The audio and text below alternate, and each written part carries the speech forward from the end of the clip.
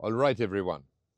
My name is Pascal Borel, and I'm not speaking to you from the Swiss mountain. I speak to you from Geneva, in Switzerland, of course. Today, I'm not going to speak, I'm going to read. I'm going to read the book 2024, which I have written both in French and in English. You will find it on Amazon, of course, but you will also find it on our website, www.forovet24.com. It is totally free of charge, and you'll be able to read it on the screen if you so wish. The idea of the book and of my writing is to give back their strength to our democracies at the service of the only sovereign, the people. I'm going to read to you chapter 8, Political Leaders.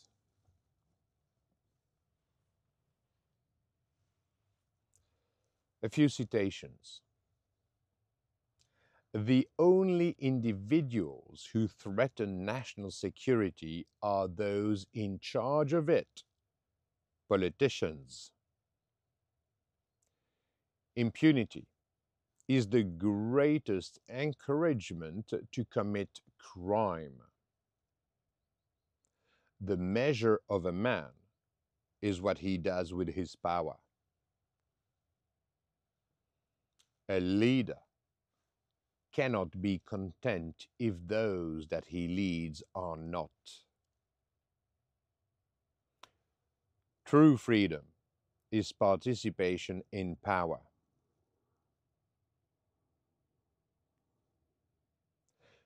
Governments might be legal, but they are illegitimate because they no longer truly represent the interests of the people.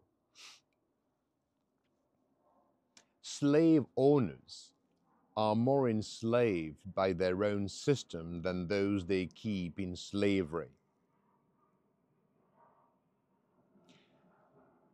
Political communities are the best vehicle in mankind's search for the common good. Honest politicians, philosophers, were the first to elaborate ideas that are today at the origin of our democracies. They are the guardians of the rules that unite us. Politicians, in particular, are the defenders of the constitutions and laws, which allow us to live together, work together, and unite our forces behind common projects. The function of politicians and of the state is the defense of private property and intellectual property. This is the sole and only function of the state. It is the sole and only duty of politicians. You can turn the problem over and over, but when you have thought about it, you will come to the same conclusion of myself as myself. Law enforcement, defense, and justice automatically stem from this primary mission. In fact, they are an integral part of this sole and unique mission to grant you access to private property and intellectual property. Everything else is just a game designed to make you believe that the world is so complex that only a small elite is capable of deciding everything for you. You are so convinced of this that politicians play with the excess power that they have assigned to themselves, play with the power that they have stolen from you. The people, the power that you have given them through your lack of commitment, your disinterest in public affairs. However, if you do not attend to politics, politics will attend to you. If you do not participate in power, You will be governed by individuals who are inferior to you, but who dominate you via the rules that protect them and subject you to their dictates.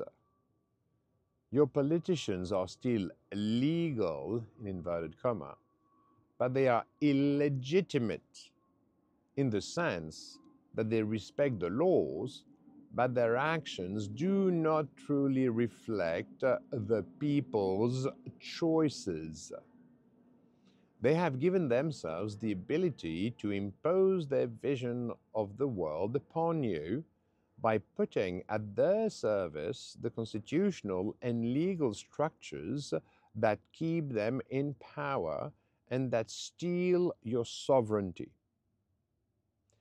Thanks to complex and incomprehensible rules that have been carefully crafted, politicians remain legal, but they are illegitimate because they do not represent your interests.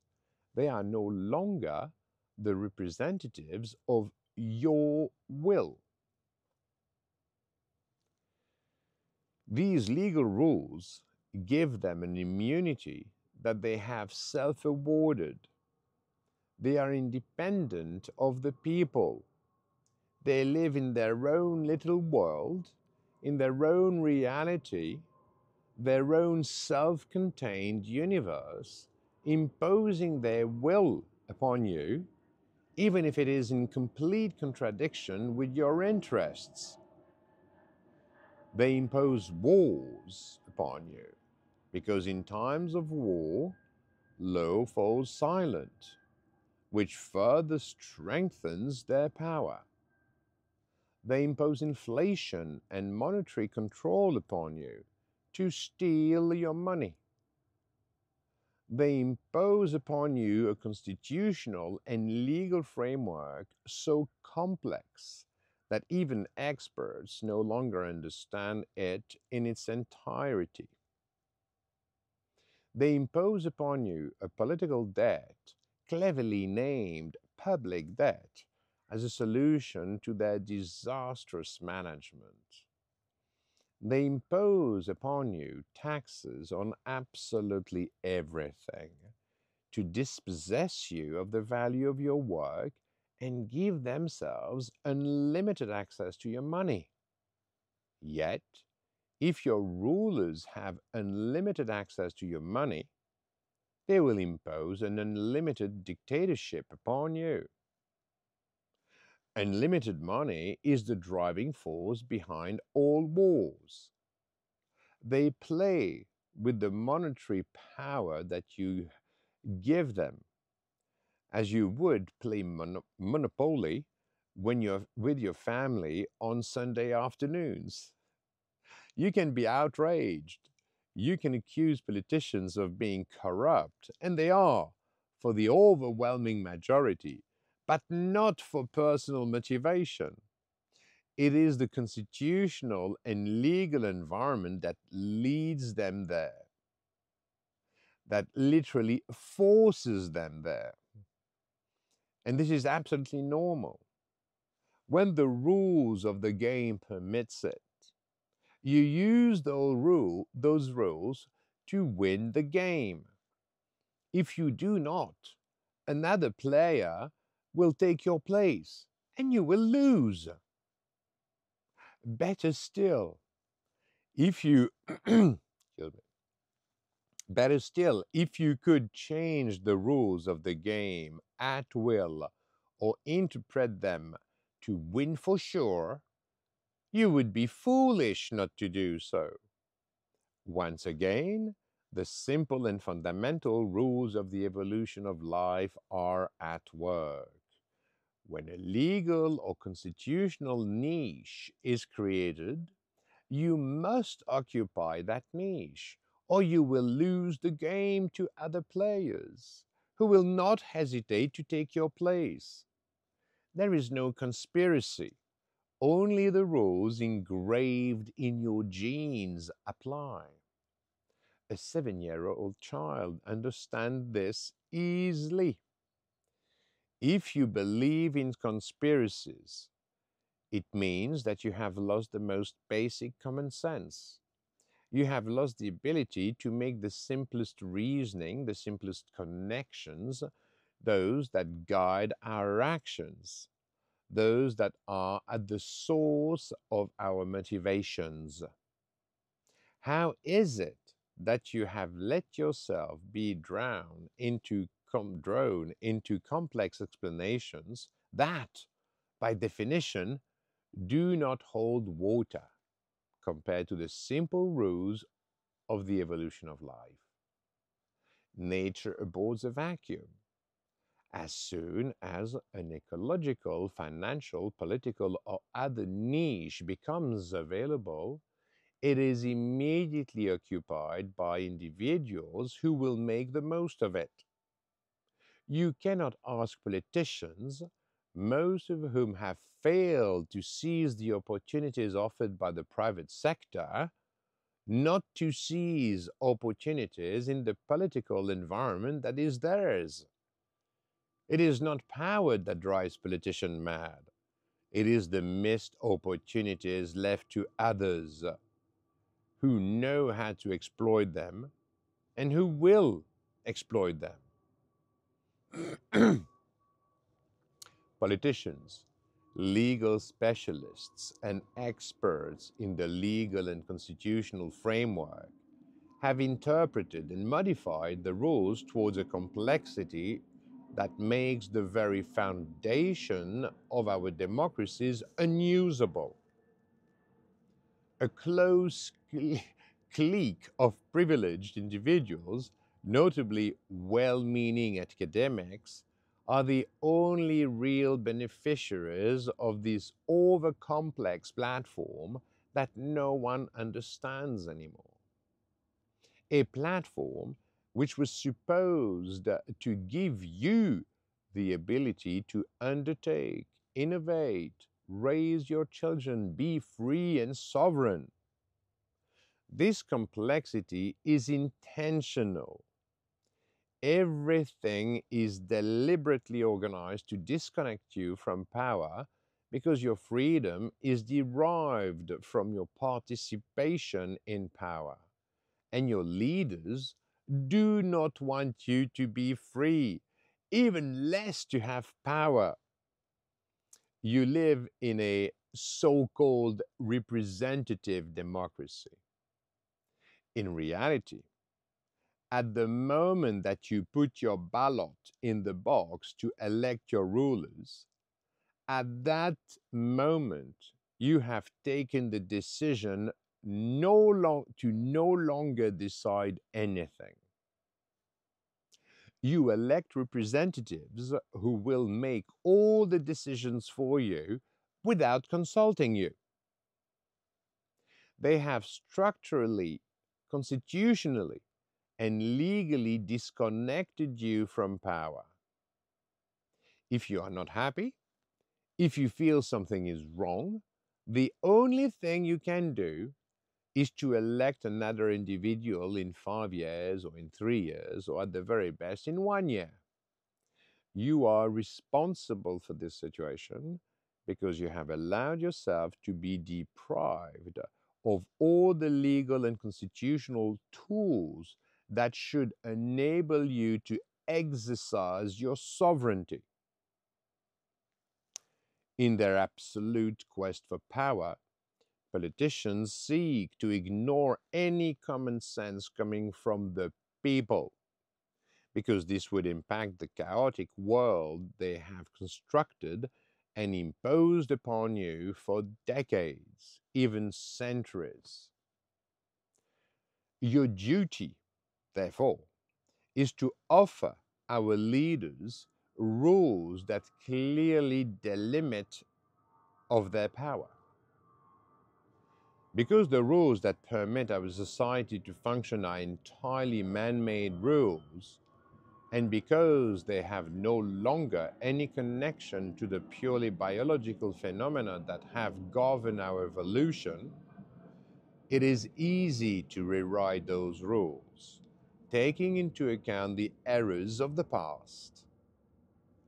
You cannot be content with a few amendments or a few new rules adding to the existing laws. It would be a waste of time. Today, what little remains of our so called democracies is moribund, and you must realize that you cannot cure with any treatment a dying terminal patient receiving palliative care. A dying patient takes any medication to give themselves a few days of reprieve, just as a dying state adopts any law to maintain its power. This is what you can observe everywhere.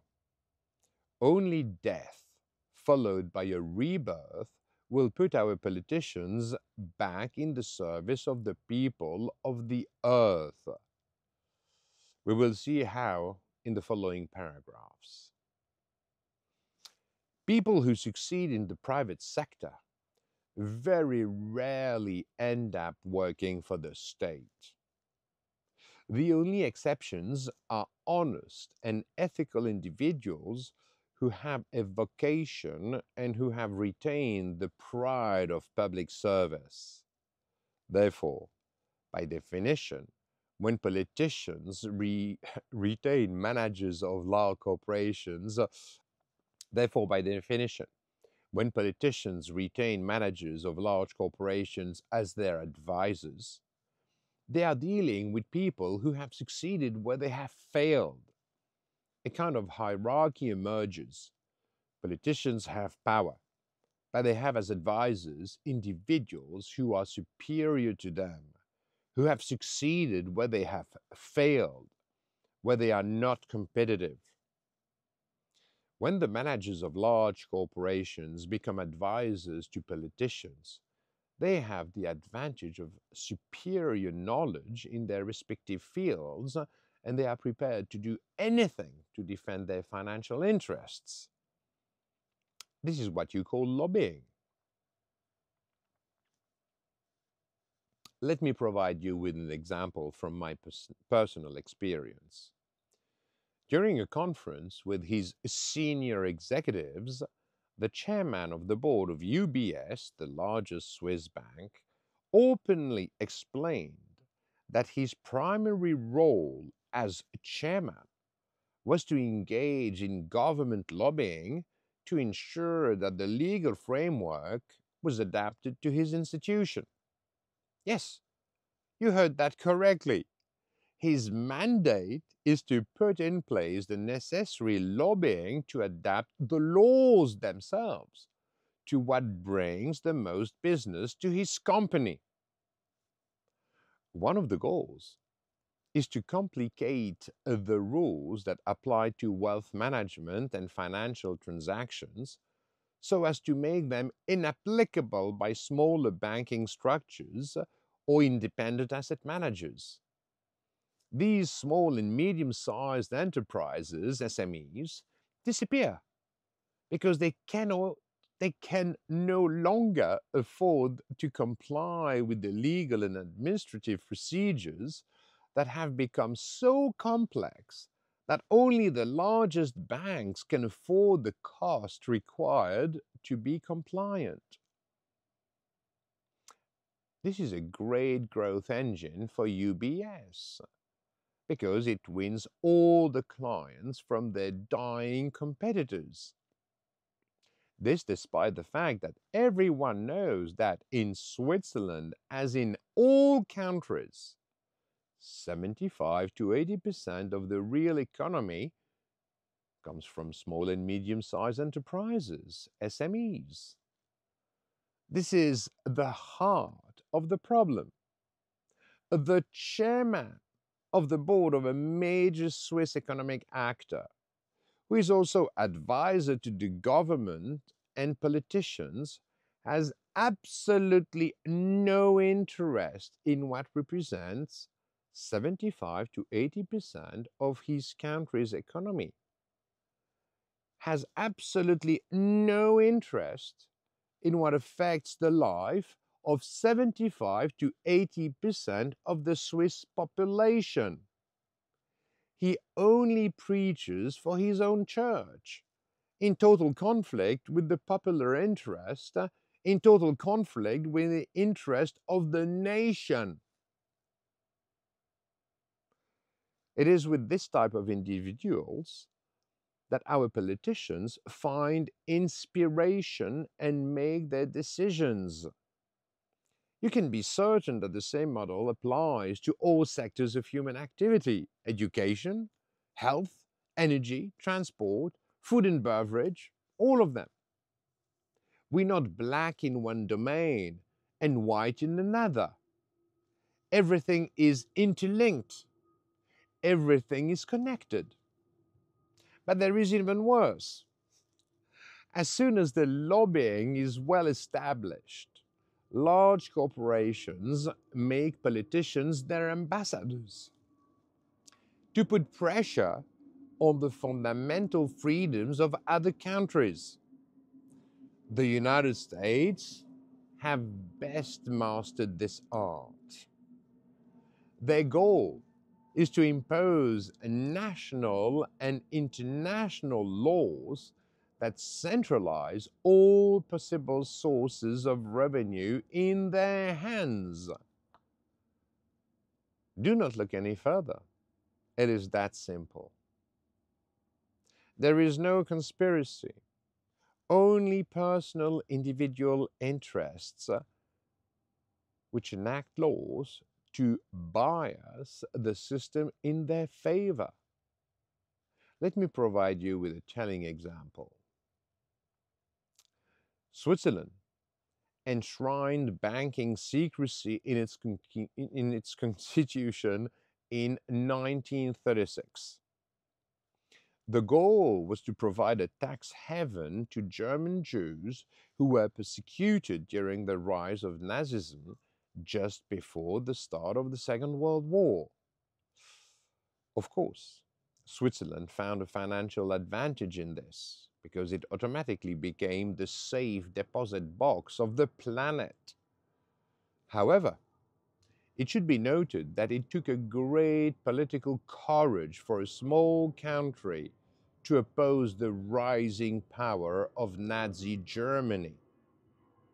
Switzerland gave every individual the constitutional right to put their money in safety, away from thieves, away from states, away from legal rules, whatever the circumstances. Of course, some criminals used Swiss banking secrecy to hide their money.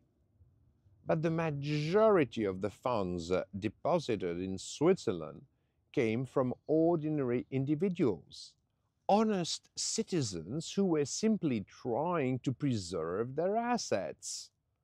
Ask yourself the question: when you have worked your whole life, when you have honestly fulfilled your social duty, when you have paid your taxes on all your income, is it normal for the state to be able to steal your savings again? Is it normal for the state to have a say in what you do with your already taxed income? Even worse, at their death, your father and your mother do not have the right to bequeath their fortune to you, even though it is money that should be tax-free, since they have already paid taxes and duties all their lives. But for the state, there is no small profit. It is a business, and everything is fair game. Swiss banking secrecy essentially served to protect citizens who just wanted to escape the institutionalized theft of states after they had already paid their taxes and duties and fulfilled their fiscal and social obligations in their country of residence. From this perspective, Swiss banking secrecy re-established a balance of power between wealth-producing citizens and the institutionalized state thieves. I am not saying that this is the best solution. I am just saying that in a situation of exploitation, Nazi appropriation of Jewish assets, Swiss banking secrecy offered innocent citizens an element of freedom that restored a balance between the citizens and the state.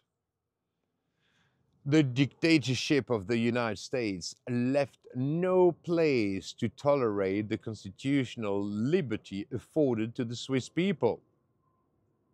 They absolutely had to take away this freedom to prevent anyone from evading their financial net.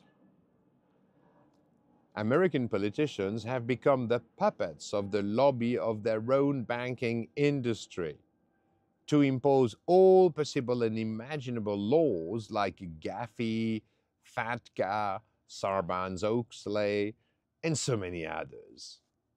Not only is this an unacceptable interference in the laws and constitutions of other countries, but the complexity of those laws make them inapplicable, as they permit everything and its opposite, depending on the hidden financial interests of banks and politicians. It is a form of silent dictatorship in which you are led to believe that legal tools protect you, the citizen, when in reality, the legal tools are only there to enrich those who exploit them. Their their goal is to frighten weak and fragile minds by making them believe that our monetary system and therefore our civilization will collapse if they do not impose ultra-restrictive laws to fight tax evasion. It is nonsense. It is a lot of lies. They do not impose their rules to serve you, and even less to preserve your freedoms. They impose these rules to get their hands on all the financial revenues that today escape their net. In this sense, the United States has become a pure business venture that politicians exploit for their personal enrichment and that of their advisors, of course. They use you as a cash cow. If you accept it, they will take everything from you without the slightest remorse. When the tax system of your nation steals the fruit of your labor beyond what is reasonable, then it is the state who becomes criminal, not you. It is the state that creates crime from scratch. In fact, the state requires laws that criminalize you in order to make you its slave. From an honest man, the state makes you an outlaw by applying rules created from scratch for this sole purpose. You live in fear of getting caught, even though you are only asking to live normally, respecting the law and your institutions. From the point of view of the states, they are quite right. They know that the best way to exploit you to the maximum is to make you afraid. This is the basis. This is the model in which they want you to live. Each new law takes away from you a little more of your freedom. And make no mistake, that is the goal.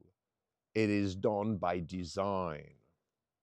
You have no chance of understanding the thousands of pages of rules and regulations that you are supposed to follow.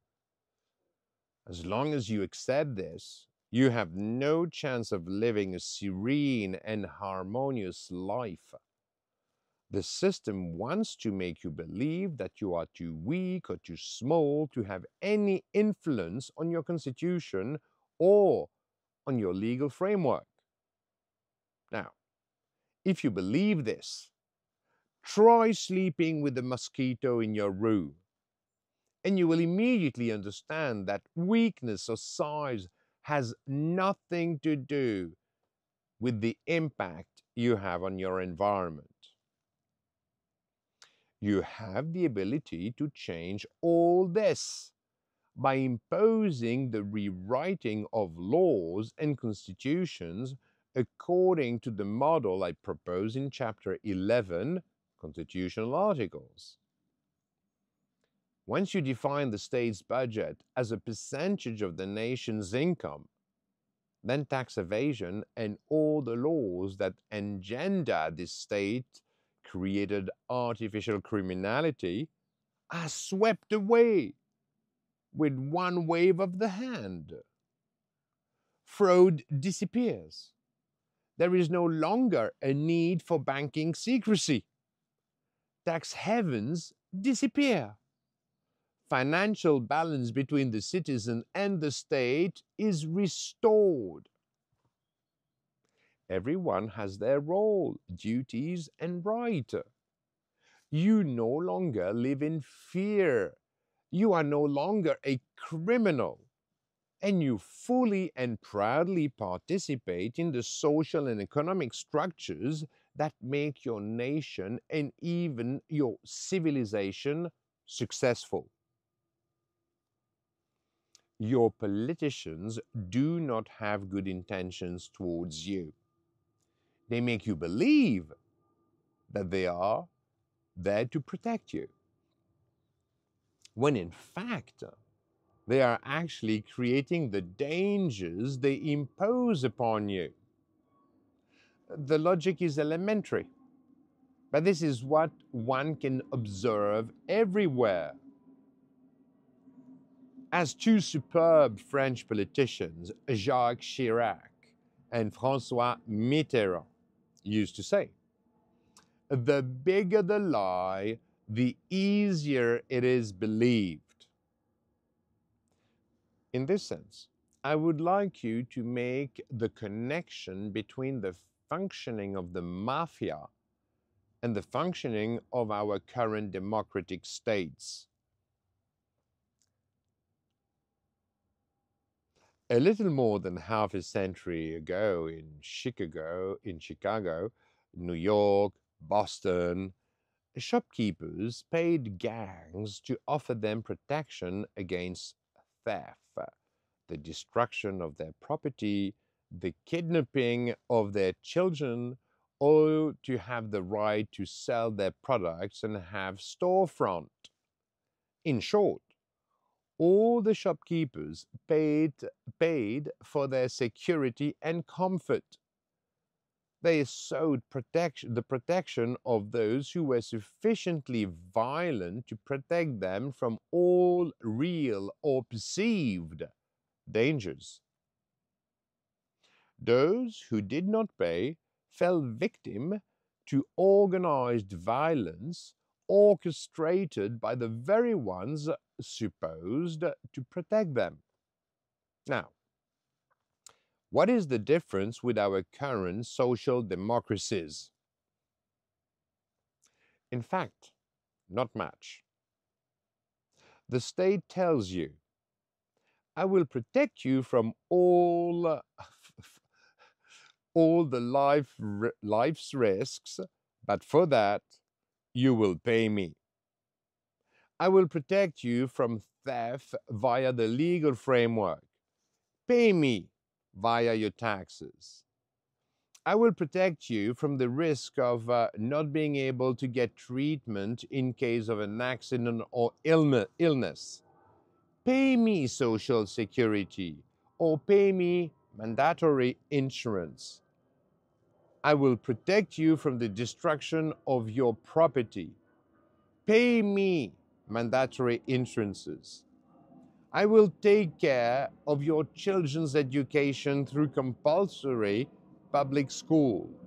Pay me via your taxes.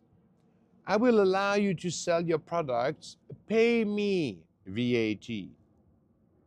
In fact, whatever you do, the state collects its tax to protect you for your own good, in your own interest, or else misfortune will befall you. The state creates fear to justify the unlimited access it has given itself to your money, to the fruits of your labor. Are you afraid of getting sick? Give me your money so that I can protect you from illness via Social Security or mandatory health insurance. Do you want to use your car or heat your house? Pay me a tax of 500 to 800% margin on the real cost of energy, but in your interest, because you are destroying our ecosystem with your CO2 emissions.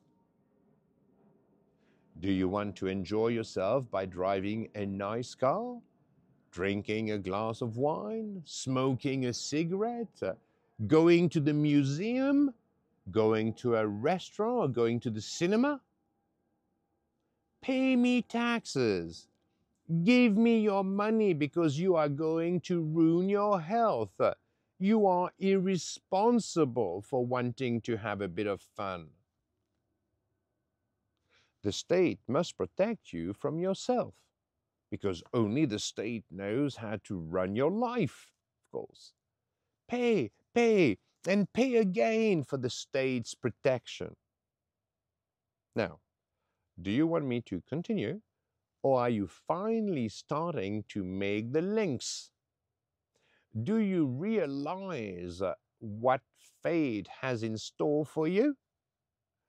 In their 2024 form, states only care for themselves, for their own interests.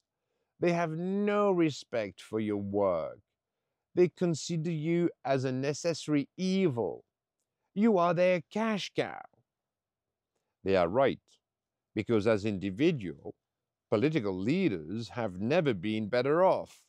Even in their wildest dreams, they never hoped to have such power, such a quality of life, entirely at your expense. It is you who offer this quality of life to them by giving them unlimited access to your money so they can protect you. It is the same model as the mafia that the Cosa Nostra use. Pay me and I will protect you. If anyone asks you to pay for their protection, whether it is a family member, a friend, a mafia gang, and above all, a state, run. Remove these people from your life. Never trust them again. Delete them from your existence. We have fought against mafia gangs and their business model for decades, and the battle is not yet won today. We have recognized the harm they represent, and we have spent billions on police forces and other judicial apparatus to eliminate them as much as possible. Yet, it is the same model that democratic states impose on you to subjugate and to rob you. They ask you to pay them for protection. But it is even more insidious because they have created fear about non-existent dangers, dangers that they have fabricated just like the mafia to better exploit your ignorance. Fear of CO2 as the driver of climate change. Lie. Fear of the hole in the ozone layer. Lie. Fear of overpopulation. Lie. Fear of disease. Lie. Fear of world hunger. Lie. Fear of the end of oil. Lie. Fear of Russia. Lie. As we will see in the next chapter, they even modify the legal framework to grant themselves the right to imprison more than 80% of citizens in the law if the law were applied to the letter. The list is endless. If you are sufficiently scared, you will agree to give everything to regain a semblance of serenity, and most of the time, it works. Fear is at the heart of the success of the business model, in inverted comma, used by states, just as it is used by the mafia. But of what are you afraid? Afraid of the truth? Afraid of understanding so you can finally change the system? Afraid of returning to a healthy and balanced relationship with your leaders? Afraid of taking responsibility, maybe? Afraid of reclaiming your purchasing power? What is wrong with you? Is fear making you a coward? You know, courage is knowing what of which you should not be afraid. You have nothing to fear. You have no reason to be afraid. You are the cornerstone of the structure. Without you and your work, everything collapses. The governance structures in which you live depend on you.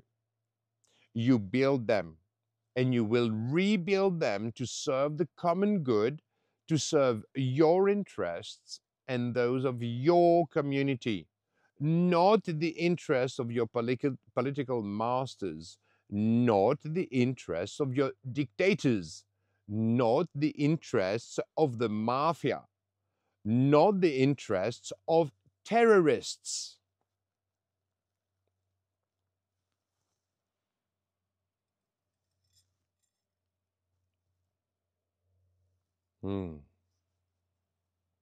Drives me mad. Politicians should no longer have the right to use teleprompters when addressing the public or the citizens of a country. The logic is simple. When a leader has personal convictions and a vision for their nation and people, they should be able to speak about it without needing to read a text. The words should come easily.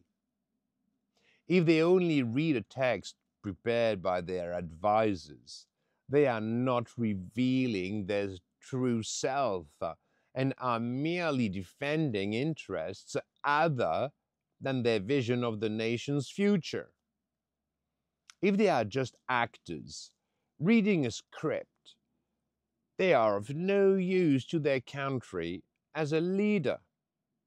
They merely relay the interest of their advisors, more often financial interests, without any personal conviction. They are the puppets of the hidden interests of various sectors of human activity. The pharmaceutical industry during a pandemic, military industrial complex during a war, For example, during the COVID-19 crisis, when you see the French president, Mr. Emmanuel Macron, reading a teleprompter for 40 minutes during prime time to promote the pharmaceutical companies, do you think he is defending your interest? Do you think he knows his subject? Do you think he has a vision for the French people? I assure you, he's totally ignorant. He's just reading a text prepared by others, like a parrot in a circus, repeating without understanding the sounds coming out of his mouth. However, those people who prepared the speech, the experts, the advisors, the friends of power, fully understood the opportunity the president gave them. They will not often have the chance to have the head of the state as their lead advertiser to promote their products, their companies, and their financial interests. They are so delighted to have pulled off such a coup that they have two priorities. One, return the favor. Return the favor to the government by providing them with the arguments that they can use to strengthen their power, impose their rules, obligations, and prohibition to keep you under control. Two, to realize a huge financial windfall that permits them to reward, commission their accomplices in the pharmaceutical and the healthcare industries, not forgetting the state, which will also obtain billions in profit from this. Everyone is a winner, except for you, of course. May I ask you, how much do you think the pharmaceutical companies paid to have no less than the nation's president to promote their product? How much money do you think these pharmaceutical companies have made by abusing your trust, the trust of the French people? And all this at the expense of your health, at the expense of your physical integrity. To prove the point, it only took 12 months to confirm the ineffectiveness and danger of the product sold by the French president, Mr. Emmanuel Macron himself. But the financial opportunity was too good. The temptation to reinforce power was too strong. The opportunity to turn you into a submissive slave could not be ignored. I have similar examples in different contexts involving German Chancellor Mrs. Angela Merkel, the American presidents Mr. Bill Clinton, Mr. George Bush, Mr. Barack Obama, and the worst of all, Mr. Joe Biden, who is truly the example of a tired old man, barely able to walk or read a script, whose only function is to be used as a puppet by his advisors. The advisors, true holders of power, who run the United States. This is what one could call the deep state, to give it a mysterious, almost mystical aura. But in reality, it is just simple financial cronyism. Of course, it impresses because it is done at a national scale. So the figures are in hundreds of millions or billions. But the modus operandi remains very simple. The friends of power, such as big tech, the military industrial complex, banks, pharmaceutical industry, insurance companies, and even many government agencies like the CIA, why not FBI or NSA. In fact, all organizations whose financial results or survival depend on political decision will support candidates that they can easily manipulate. They fund the campaigns of young men who will return the favor because they are all too happy to be propelled to the top of the stage so young, or of all geriatrics who will be easy to influence. Elections are easy to rig because the voting systems are never organized according to absolute majority without some form of proportionality.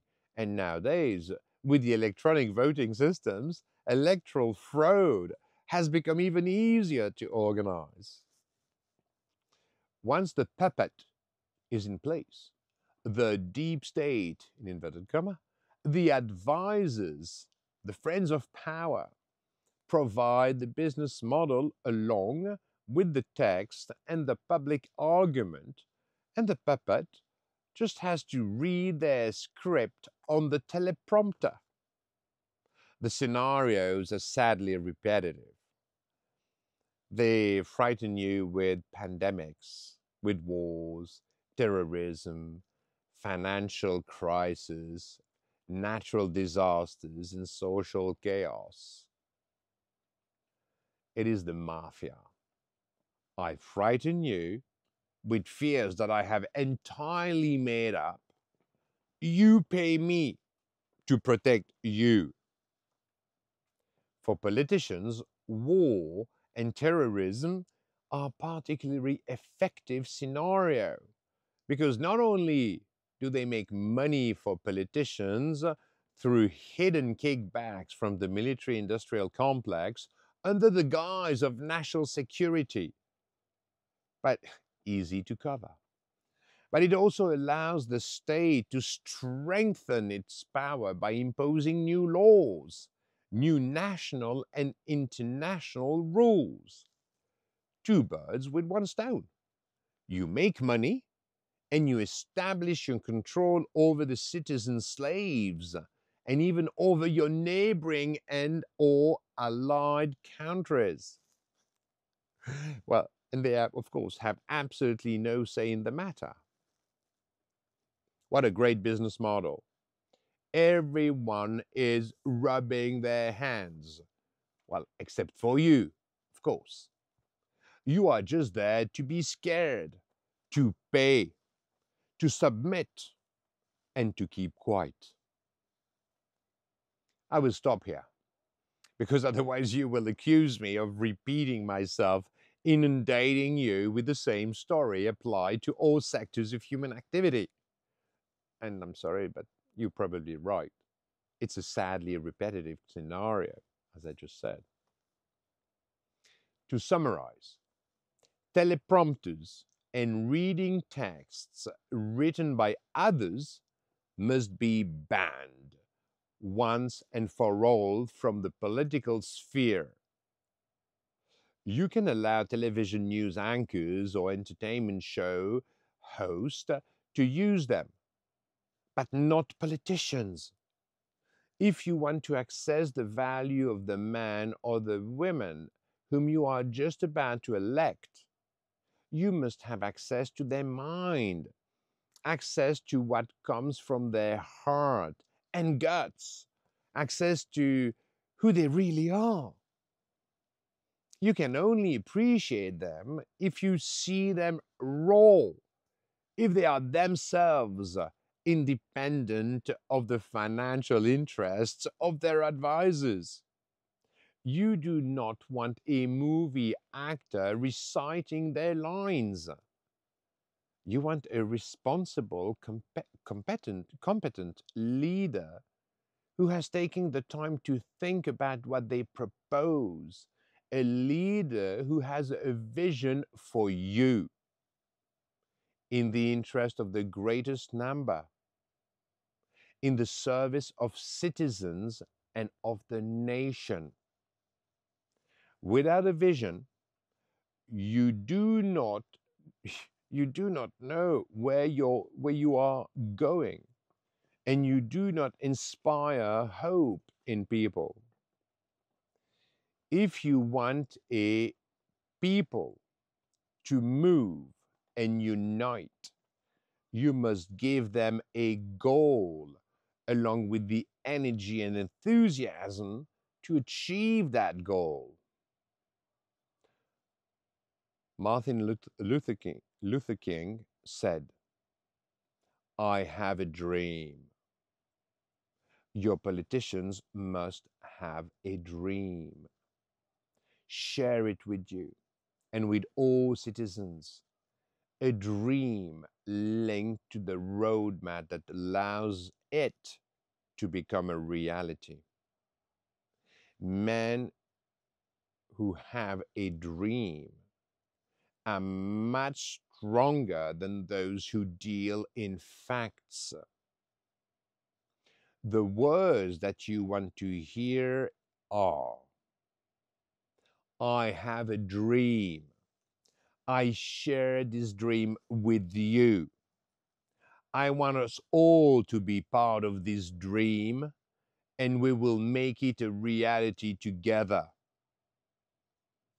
Followed by, our roadmap is point one, point two, point three, and it will get there together. As long as politicians read the texts prepared by others like parrots, they can no longer have a dream. They have no personal vision. They are not allowed to propose their own projects, and they do not even have the time to think about them. They all come from the same mold, from the same schools. They all think the same way. If your politician prefers to read a text, they must write it themselves, because writing is the geometry of the mind. Writing is the geometry of the soul, of your thinking. And it will allow them to give structure to their thoughts, to what they propose to you. By listening to what really comes from their guts and their brain, your feeling, your instinct, your intuition will tell you without a doubt if they are the one you need. This is absolutely certain. There is no left. There is no right. There are no Democrats. There are no Republicans. There is no Labour. There are no Conservatives. All these concepts of political systems and parties are created only as as drivers of power in the service of humans who use them because it is what works best. It corresponds to the basic functioning of your mind. Put simply, your brain is binary. It always makes choices that lead to answers like yes or no, good or bad, true or false, black or white, left or right, truth or lie, hot or cold, agree or disagree, or even I do or I do not. Of course, you will complicate your reasoning by attaching value, judgments, justification or excuses, praises or accusations, but fundamentally, you only have two choices. Good for me, I do. Bad for me, I do not. This is why politicians use this model. It is left or right. It is what corresponds best to your binary brain functioning, and that is fine. In 2024, all nations, whether democratic or dictatorial, libertarian or repressive, all have constitution. They all have a legal framework based on our past experiences. We know which governance systems yield the best results, both socially and economically. We have been victims of political dogmas for more than 2 centuries, and we have seen them in action. We have tested them. This experience means that all political parties are identical. They all propose to you, with a few minor differences, the same structures. In the current model, choosing one or the other changes nothing because the differences between the programs they offer are marginal. Their only common denominator is to retain power at your expense, to exploit what you have so generously allowed them to steal from you. They all use the same lies to charm you. They only work for themselves. They never work for you. Their only interest is power, because it will give them such an access to your money that they can afford a quality of life like no one around them. They will live and work in the most beautiful buildings for free. They will have the most beautiful cars and their drivers for free. They will have private jets and their pilots for free. They will have the most beautiful clothes for free. They will have the media at their feet for free. They will control all sectors of humanity: education, health, the legal framework, energy, transportation, even your constitutional framework.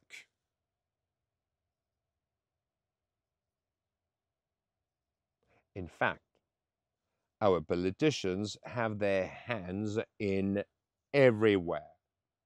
They control you from A to Z, from your first to your last breath. This is what the state wants. This is what they have succeeded to put in place. This is what they pass on without remorse, no matter which party takes over.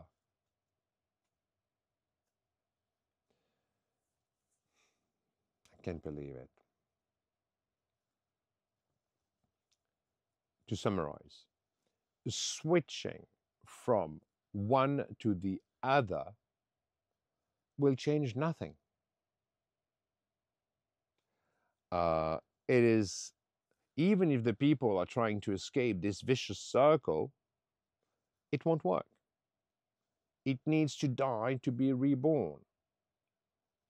Consider for a moment which political party, whatever their leanings, would actually be foolish enough to truly change anything fundamentally when they are in power. They inherit the meal already prepared by their predecessor, and they just have to sit down at the table and feast. And do you really think that electing one or the other will really change anything? You think that you think they are different?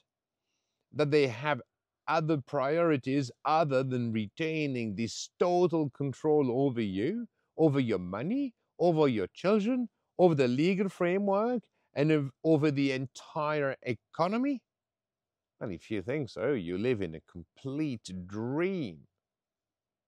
Now, if you finally understand that electing one or the other changes nothing, then you might be tempted to take to the streets to protest, to express your dissatisfaction. You might choose an issue like immigration, health, or education, depending on what outrages you the most, or depending on the current trends.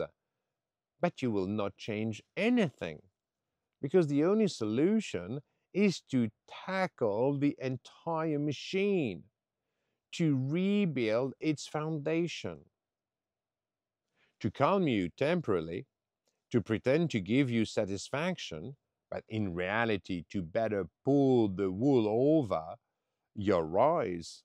Politicians offer you an additional rule to consume, to sign a treaty or an agreement that will only add to the excess of laws to further deprive you of your freedom. If you accept, you will not address the underlying issues,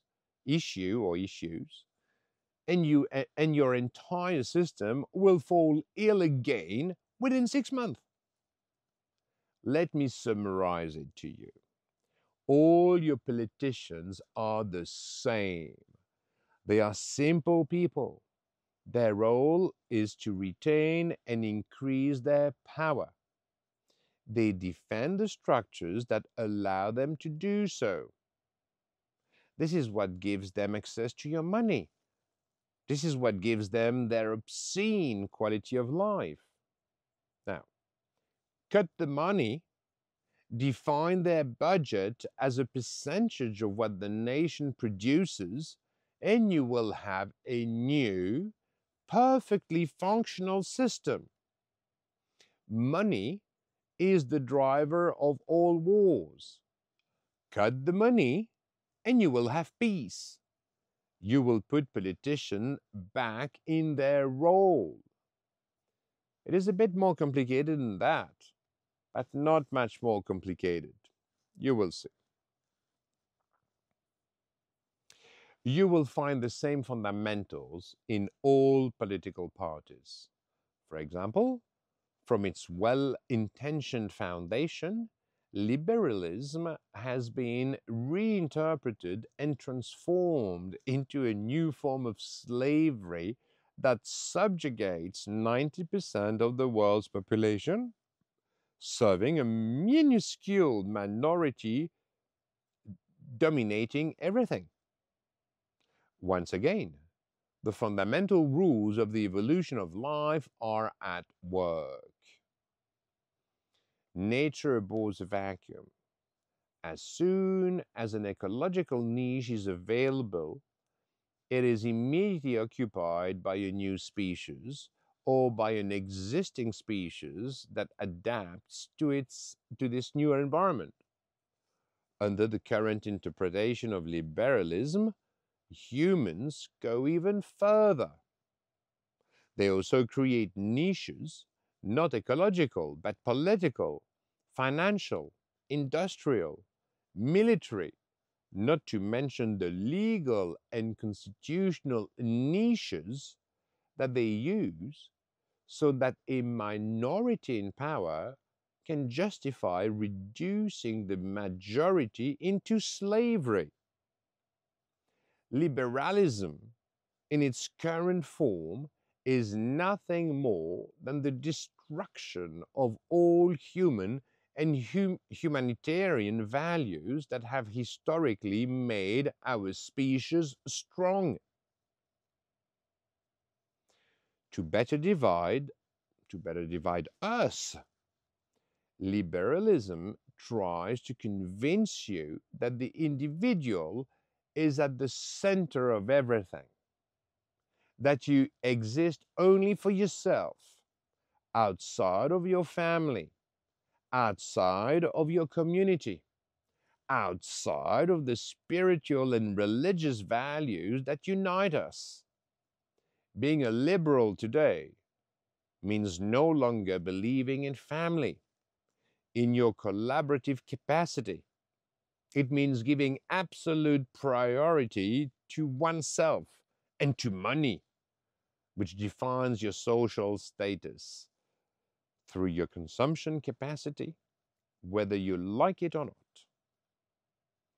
When you base all values on the individual, as state education imposes, it actually leads to the destruction of all values. It leads to losing all identity. It leads to losing any sense of belonging to community, because the sun only shines for you, because it leads you to believe that you are at the center of the world. Individualistic liberals are no longer part of human communities. They believe that they can succeed alone, that they need no one. They only think of themselves and their professional success as the driving force for their achievement. Being called a liberal today is literally an insult. It is being subhuman, a total degenerate. It is being a man who has abandoned all his values in human dignity. I'm talking here about liberals, but let me reassure you, if you are one, all current governance systems have exactly the same fundamentals. They all want to divide us, to better rule us. This is what they force you to accept. They destroy any and all family values by dividing us. They engender racism, xenophobia, the gender divide, heterosexual versus homosexuals. The list is endless. I am talking about liberals because it is easy, but all parties sell you the same stories. Depending on the trends of the moment, the left, the center, the right, the ecologists, they're all the same. In reality, they offer you nothing new. They offer you nothing decisive. They have not even taken the time to think about will have an impact, about what will truly provide you with the solid foundations that you need to rebuild your governance system. It, it's enough to make me cry. I mean it.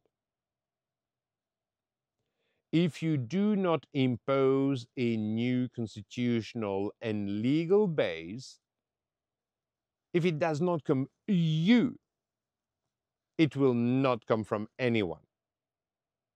The logic is simple.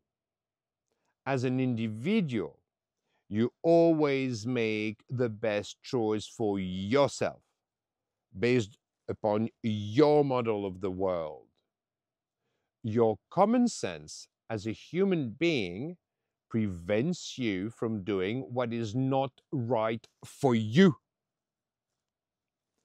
Not only do your choices define you, but every thought, every word you speak, every action you take is a declaration, an announcement of who you think you are, of who you choose to be.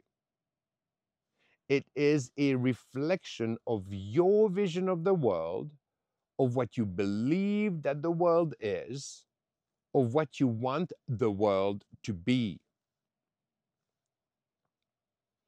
As a collaborative species, it is the sum of all these declarations, of all these announcements that must dictate the structural, constitutional, and legal foundations of the world in which you decide to live. Less than 2 centuries ago, the Civil War in the United States claimed more than 620,000 lives. That was the price the North American people paid to abolish slavery. This civil war indirectly imposed upon everyone a world in which all humans are equal, a world in which no man can be another's slave. It only took a century and a half for the leaders of democracies to reintroduce slavery in a much more insidious form, because this new form of slavery is now accepted by everyone in the name of the common good, in the name of security.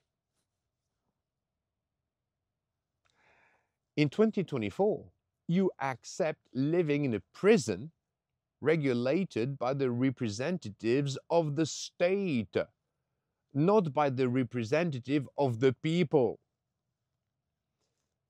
As the WEF, World Economic Forum in Davos, Switzerland, and in my view, the shame of Switzerland, has publicly stated, quote, "You will own nothing, but you will be happy," end quote. Like slaves, you will own nothing and you will work for us. In return, we will feed you, we will educate your children, we will give you a roof over your head. In exchange for this benevolent security that we generously offer you, you will belong to us. In short, it is the very opposite of what a human being should be. And you accept this state of affairs? Will you really let this happen to you without reacting? Of what are you afraid? What must I say to you to make you understand that power is you? It is your determination. Express yourself. Impose yourself. Politics is you. You are at the center of the equation, and if you give up, if you do not take an interest in public affairs, the price that you will pay is to be governed by interests other than your own, by people who are inferior to you and who abuse your lack of commitment, in fact, abuse your abdication. Now, what I propose is that we return to the spirit of the US Civil War. We must constitutionally prohibit anyone or any institution from making another their slave, from stealing their freedom, from stealing their children, from stealing their family, from stealing the value of their work, from stealing their time with redundant administrative procedures. You might ask, how many deaths will cost the constitutional reforms that will abolish democratic slavery? The answer is simple: 0 deaths. Together, we will implement social non-cooperation. I say social because not a single drop of blood will be shed. There will be no demonstrations, no violence.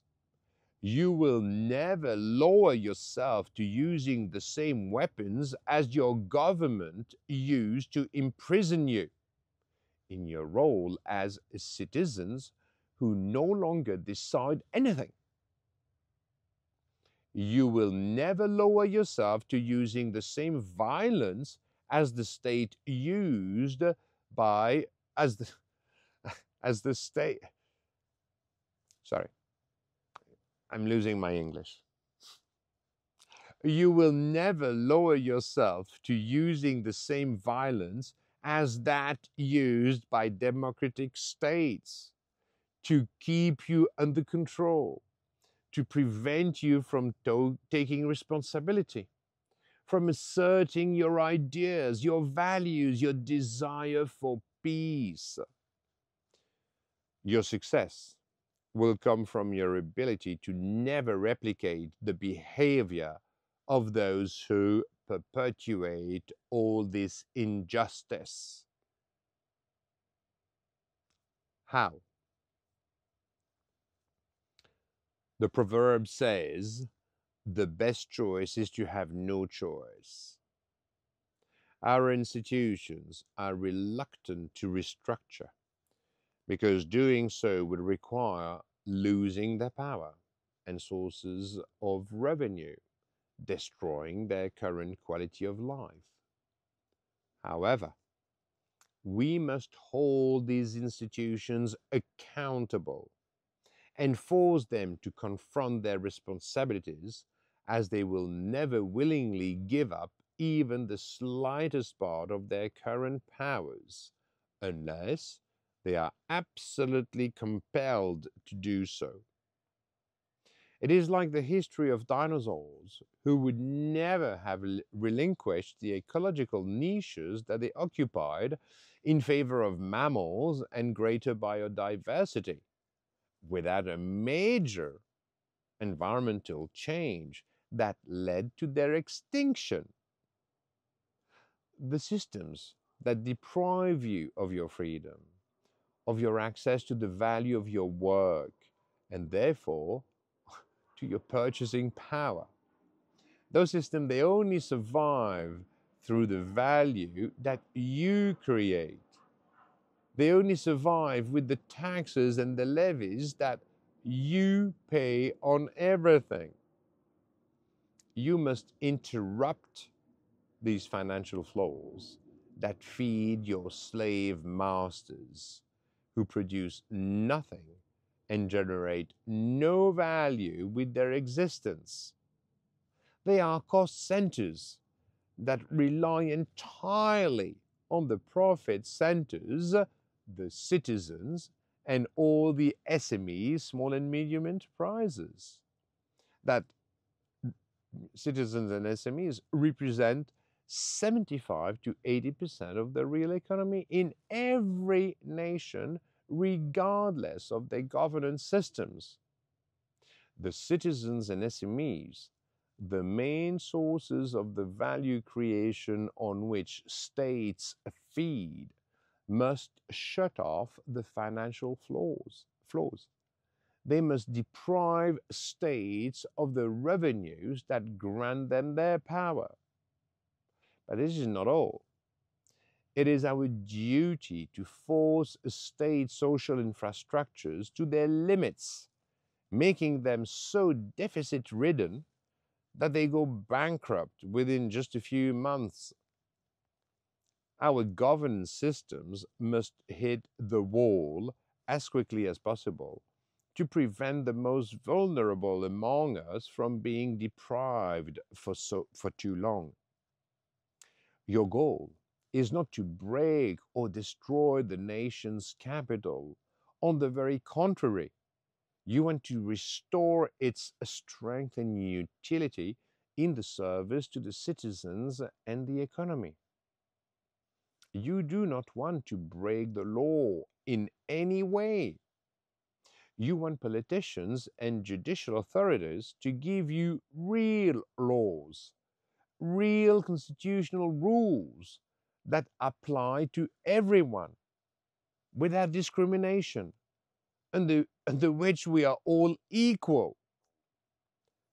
As long as they do not do this, as long as they do not do that for which you pay them, you must protect yourself and stop paying them.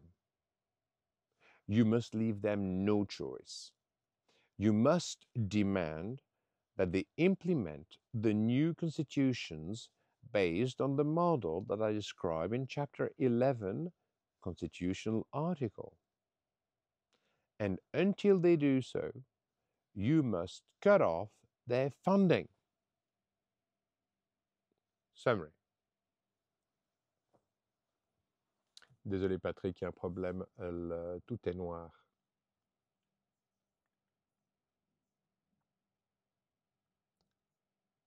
Summary. You can remain angry with politicians, but ask yourself these questions. What are you proposing to change the system? You have allowed politicians to reinterpret the constitutional and legal framework to serve their interest exclusively, thus making us modern-day slaves who produce all